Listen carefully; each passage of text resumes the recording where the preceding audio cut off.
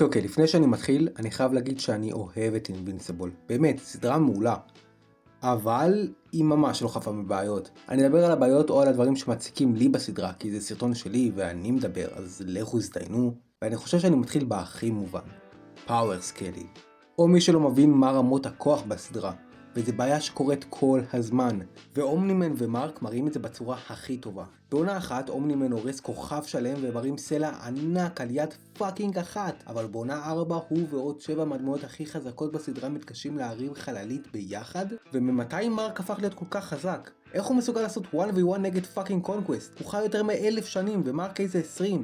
איך הוא מביס את פאקינג קונקווסט? אנחנו מדברים על אותו קונקווסט שחירב עיר, כמעט חצה את אוליבר לשתיים והטריד מינית את מרק במשך 30 דקות רצוף. איך הוא ניצח את פאקינג קונקווסט? קונקווסט לא אמור להיות טופ 3 וילדרונייט הכי חזקים? אני לא קראתי את הקומיקסים, אבל מה שאני יודע, בקומיקסים יש את אותו בעיה. ואפילו כששאלו את היוצר של Invincible, שדרך אגב גם יצר את The Walking Dead, האם הסיבה שמרק מצליח להרוג אויבים שבבירור יותר חזקים ממנו, זה בגלל הצד האנושי שלו? כי הוא בצד האנושי שלו יש לו אדרנלין? זה מה שהוא אמר. Is there like some kind of biology lesson that I missed that like adrenaline is unique to humans in the animal world? הוא אמר שלא ושזה לא קשור, וכנראה הוא פשוט פחד להודות שהוא לא חשב על רמות הכוח של הדמויות ועשה מה שבזין שלו. אז כן, כנראה הבעיה הכי גדולה של הסדרה זה פאוור סקיילינג. אבל יש לי עוד בעיה. את האמת שאני לא יודע אם מחשיבים את זה כבעיה, זה יותר מפריע לי.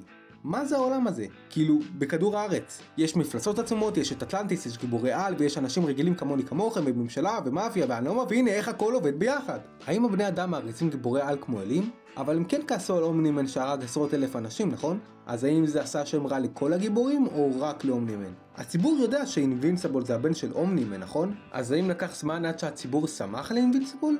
איך בכלל יוצאים מהבית שלך שבכל שנייה יכול להתחיל פלישת חייזרים והבית שלך פשוט יכול להרס? בעולם האמיתי לא היה מתחיל הפגנות נגד גיבורי על בשלב הזה?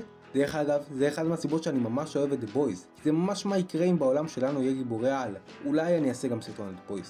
וכן, אני מבין שאינבינסיבול זה לא The Boys, והם מספרים לנו סיפור הרבה יותר גדול מהציבור ובכלל מכדור הארץ. אבל עדיין, זה לא קצת טיפשי לא להראות לנו איך רוב בני האדם הרגילים בעולם הזה מתנהלים? לא יודע, לי זה קצת מציק. וזהו, אני חייב להגיד את זה. הפן בייס של הסדרה, וואו, שמעו, הפן בייס של הסדרה כל כך גרוע! אני ראיתי לאחרונה את עונה 1 עד 3 בפעם הראשונה בבינג', ורק אחרי זה פתחתי את הטיק טוק לראות אדיטים שכל כך חיכיתי לראות, ובמקום זה, אני אקבל את החרא הזה. Good news. We can finally eat steak. It's steak! I'm feeling steak. It's Cecil! ולא רק זה, אני מאמין שהמעריצים שונאים את הסדרה. אני רציני, לא ראיתי משהו רע באנימציה. כאילו כן, יכול להיות יותר טוב, אבל באמת? עד כדי כך רע? אחי, כל שנה יוצאת עונה. כל פאקינג שנה. זה פסיכי. סתמו את הפה שלכם. ולמה לעזל שונאים את אימורטל? חשבתי שהוא דמות ממש מגניבה. האמת שקט אני מבין, היא הביאה לי עצבים. אבל אימורטל, באמת, דמות ממש מגניבה, לא יודע על מה כל העת. כן, שמחתי לגלות שלא שונאים את אלן הגבר, הדמות הכי טובה בסדרה. אימא'לה כמה שאני אוהב אותו. אבל דוגרי, האם אנחנו לא קצת מגזימים עם הדירוגים? כאילו חוץ מהדירוגים בעונה אחת, בעונות אחרות זה די overrated. כמו שאמרתי קודם, אני ממש אוהב את הסדרה, אבל אני באמת חושב שכל פעם שהמעריצים רואים קרב בין שני דמויות מעניינות, זה 10 מתוך 10 ואבסולוטלי סינימה. כאילו, אני אהבתי את הפרק האחרון של עונה 3, האנימציה מדהימה ודיאלוג מחרמן, אבל באמת 9.9? אם תשאלו אותי אני אתן 9.4, 9.5, שאולי זה לא נשמע כמו הבדל כזה עצום, אבל תאמינו לי, ב-IMDb זה הבדל ענק. טוב, לפני שאני מסיים אני חייב להגיד עוד וידוי קטן. אני חושב שאמבר היא אחלה דמות, אוקיי ביי.